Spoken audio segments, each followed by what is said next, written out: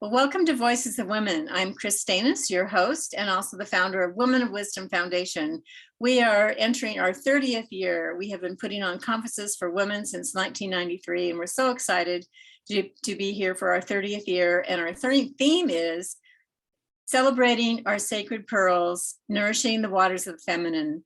We've got experiential workshops, keynote speakers, Rianne Eisler and Cynthia James, and panel discussions on interesting topics for women. And it's going to be an exciting place to be at virtually. So anyone around the world, and it's great to participate in workshops. We did it last year in breakout rooms and be with women from different places around the country. So we encourage you to go check it out at womanofwisdom.org. My guest today is Katherine Howard. She is one of our presenters. She's giving a workshop on dismantling our internalized patriarchy.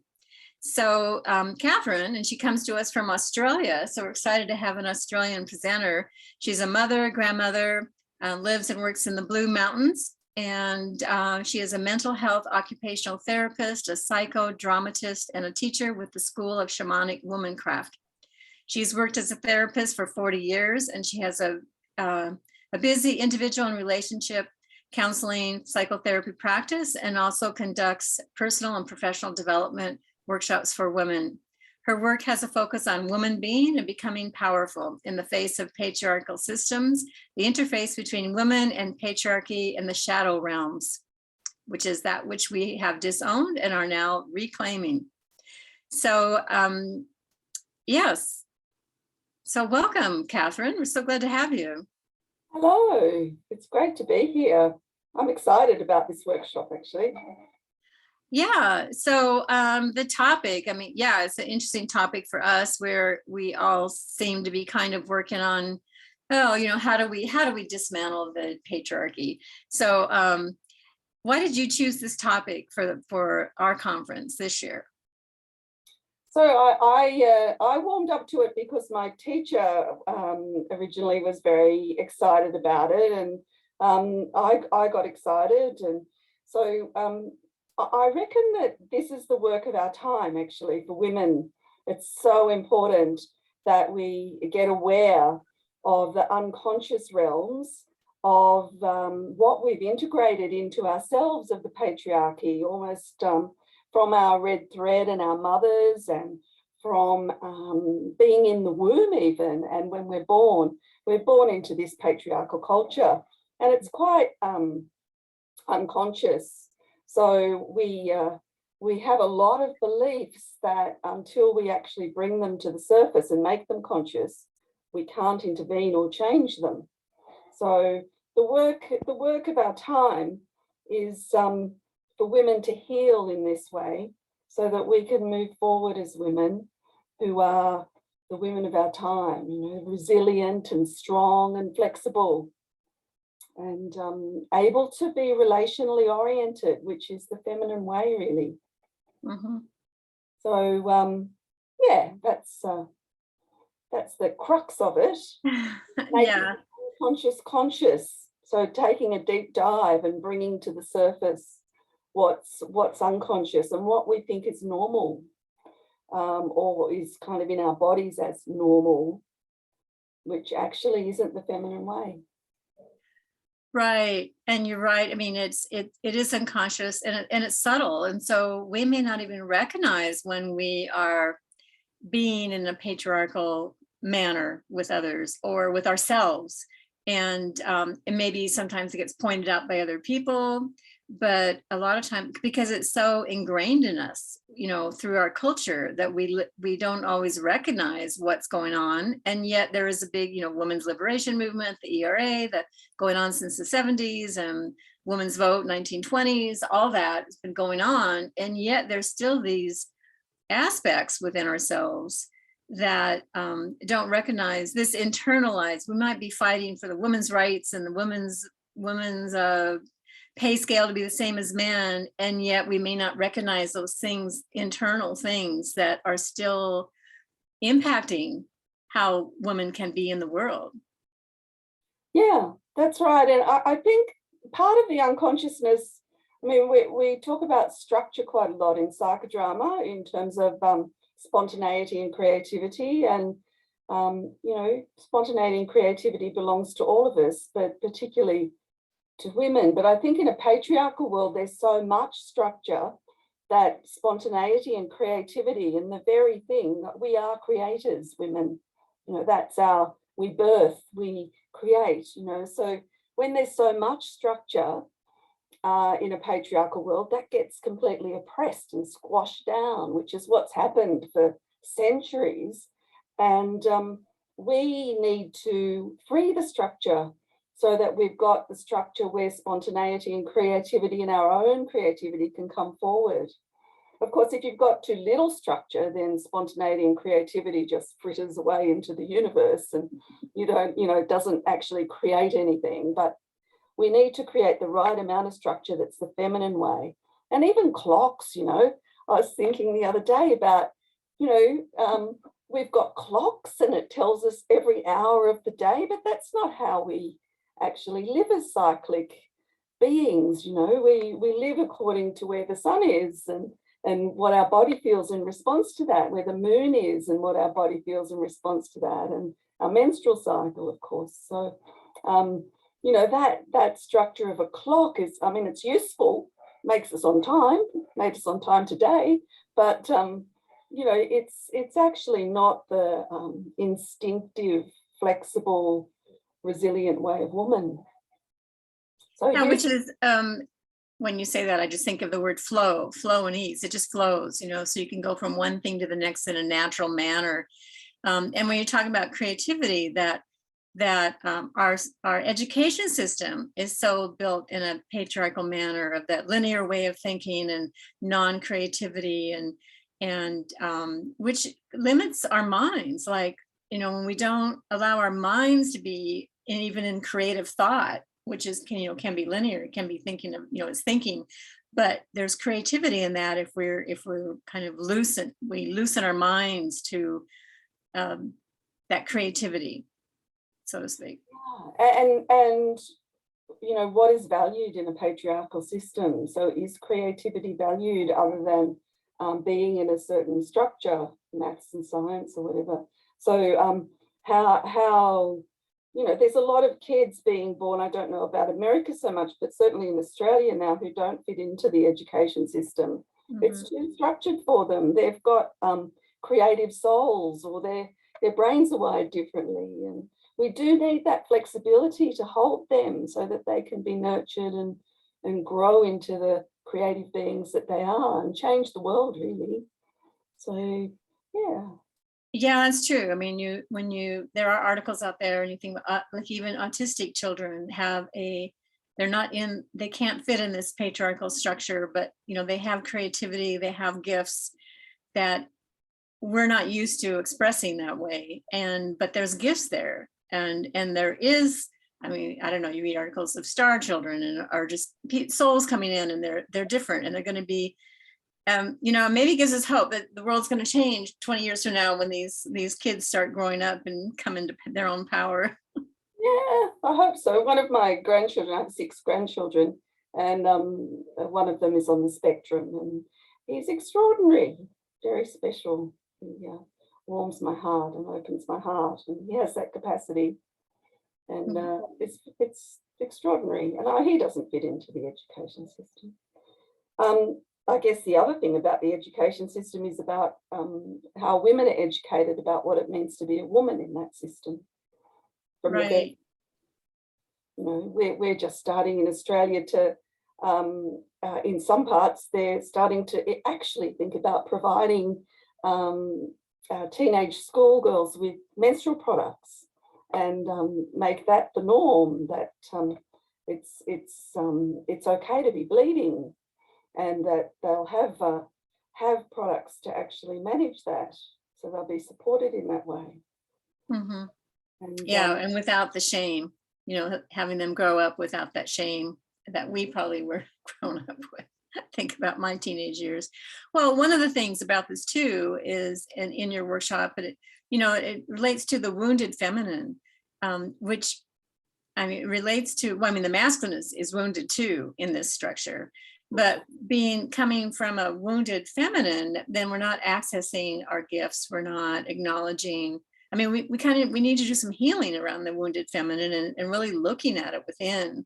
How are we wounded? How are we stopped? How is our voice stopped? What's blocking it? Where did we get that? How we do that or work with the wounding in the School of Shamanic Womancraft is we look at rites of passage for women and what happens in their rites of passage. And you know, Jane would say how you begin is how you keep going. So we would even start with a woman's birth, their own birth, and what are the themes around their birth. Like, you know, it's quite astonishing when you work in that field that a woman who was an induced birth will say, I always hate being made to be on time. I want to be on my own time. So that kind of wounding from being induced has come through as a kind of, I'm going to have my own time. I'm not going to be made to come when they tell me I have to. So starting there, but pivotally, I reckon, as we, in terms of becoming a woman, Menarche is the place where the messages come through about what it means to be a woman. So when you say shame, it gets integrated as shame to be a woman, not just shame about bleeding, but shame to be a woman, that somehow you're less than if you're bleeding, or, you know, those, there's been so many ads that, you know, you see the women in white clothes running around with the menstrual product ads, and, you know, we keep going when we're bleeding, isn't that wonderful? But actually, if you think cyclically, that's the time when you want to go into the red tent and be held and go internal, and it's the dark phase of the wheel. And but we've been taught in a patriarchal society to keep on soldiering on, keep going. So that's going to be a big focus in the workshop, is really looking at the imprint from Menarche, what the messages were, and also from the red thread. So what messages did you get from your mother and your grandmother and your great-grandmother about what it means to be a woman? And yeah, bringing those to the surface. So yeah, that's and then of course how you do Menarche carries through into how you birth children and how those births are, and how you birth other things in your life, like businesses or art or whatever you birth. We birth many things, not just children. And then how you do menopause, and then how you do cronehood and death. It all, the lessons from each one. So if you don't get conscious from the beginning, the unconscious imprints get carried through and they come up at each rite of passage. So getting conscious at the beginning is a really good thing to do. And you can go back and do it at this age. You know, we're looking at both of us, we're probably this crone age, we can go back and kind of recalibrate ourselves, you know, go back and experience birth as it should and menarche as it should, and menopause, you know, that to bring that into ourselves, I would think. And so in claiming that would help. Yeah, often in my room, in the work that I do, I'll have people put a chair out for their maiden self, and then they'll have a conversation with their maiden self. So the relationship with your maiden self is really important.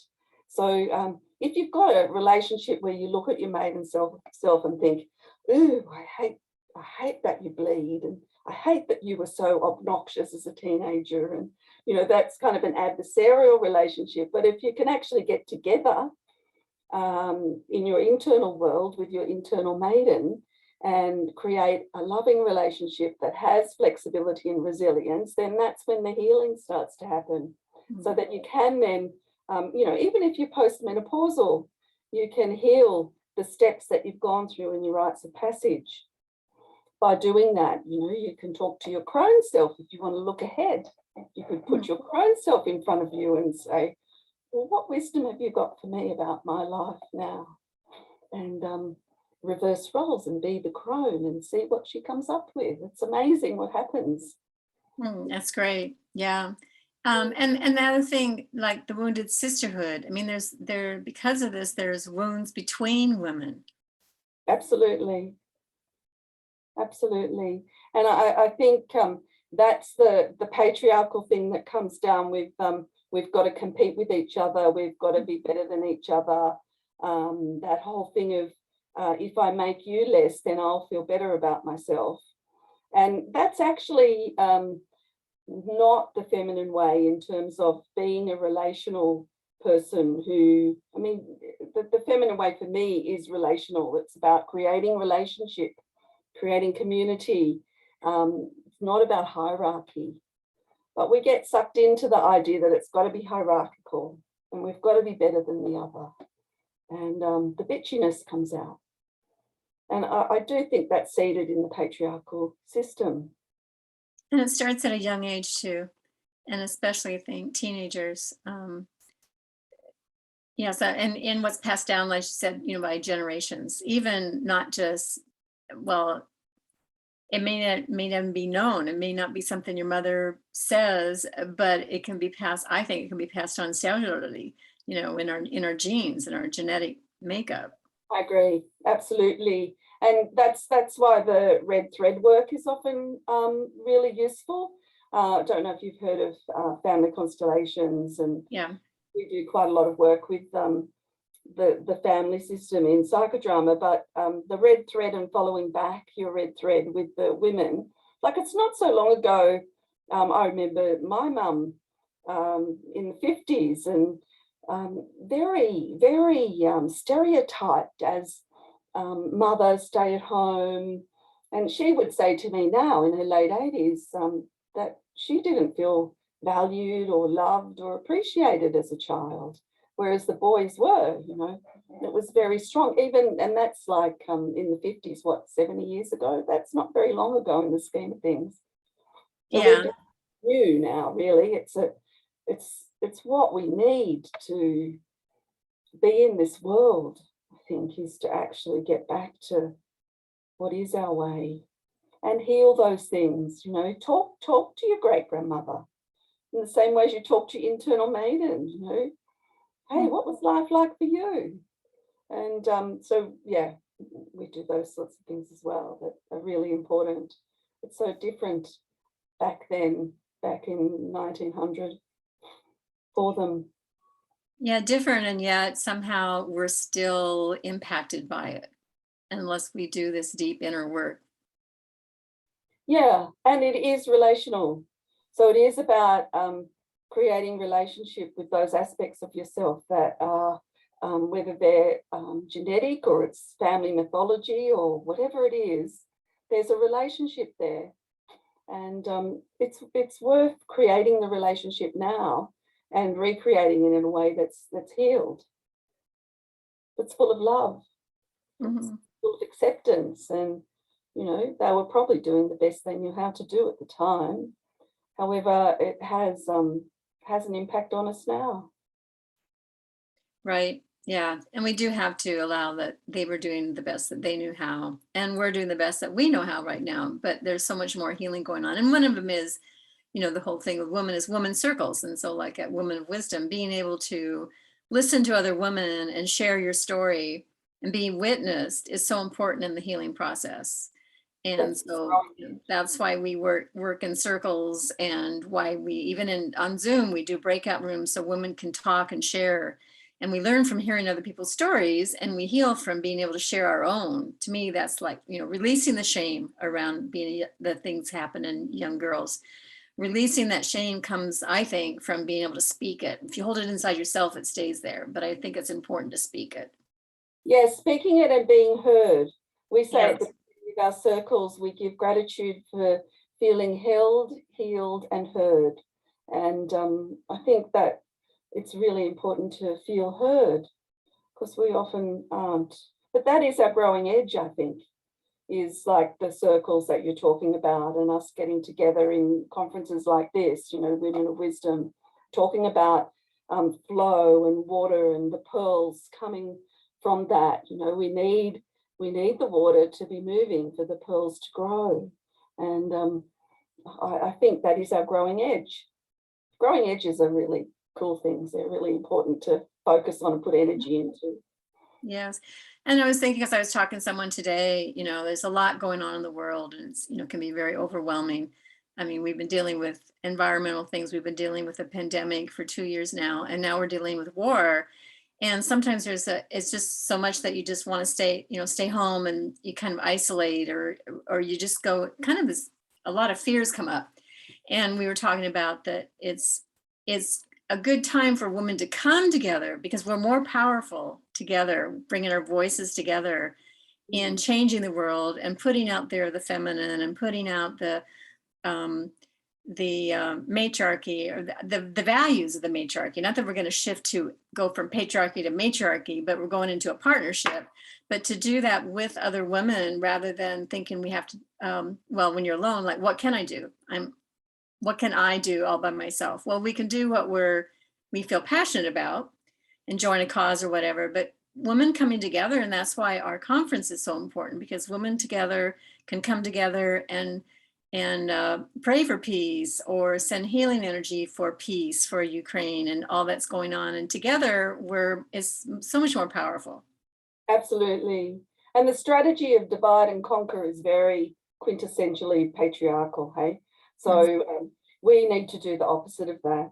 And we're just in the middle of catastrophic floods here. I don't know if you hear about that over there. We hear of catastrophic things happening, but there's so much other going on. I haven't heard that of recent. Yeah, whole towns have been just gone under. Many people have lost their homes. And so, the energy of a woman's circle is so important, as you describe, to bring us together as community, to create a world that can heal and can support these catastrophes.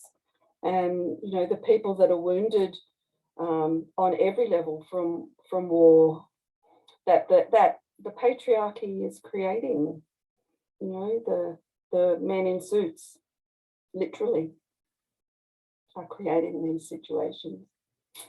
And it can get overwhelming unless we get together in this way. Yeah. It's very important to share share and release our fears of it, and to know the power of what we have, because just saying, like, when two or more are gathered, or it's just so much more powerful. And I imagine we might do something at the conference, in between workshops. Maybe we'll have a prayer session or a song session, calling for peace.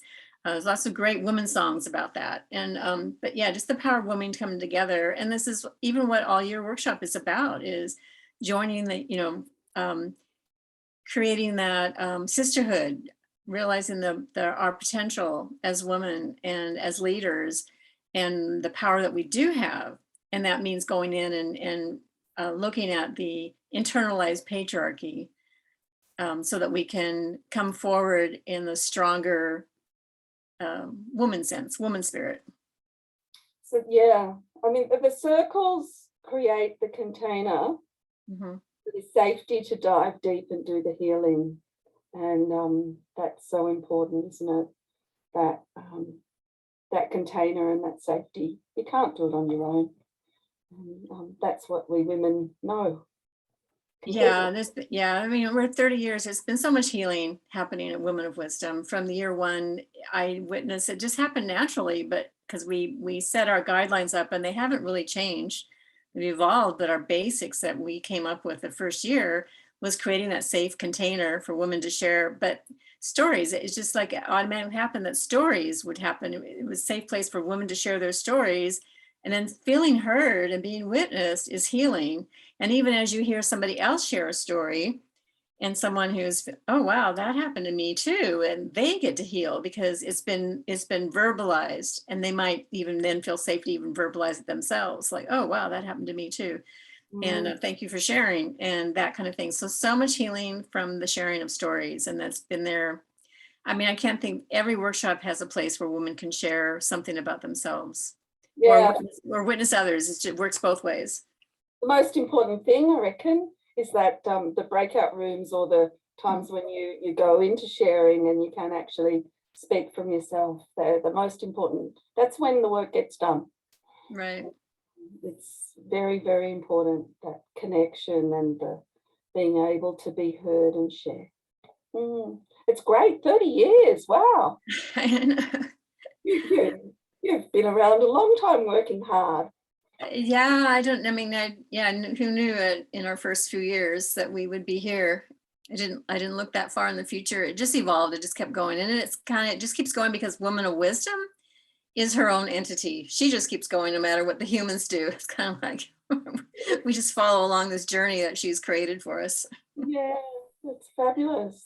Well, you did speak a little bit of it, but I've been asking everybody what it means to you, our theme, celebrating our sacred pearls and nourishing the waters of the feminine, and how that works in your workshop. Obviously, it's an obvious thing in your workshop.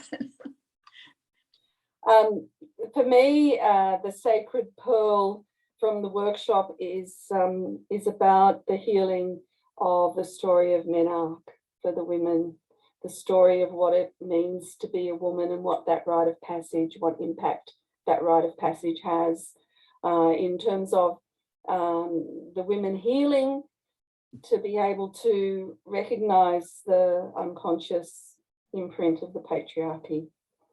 So the healing around the story of their maiden, who can often be in the driver's seat in our world, our wounded maiden. So that's the pearl, healing Menarche. Great, wonderful. Well, we're so glad to have you at the conference and bringing Australia with you. I hope you bring some of your Australian friends. We would love to meet them.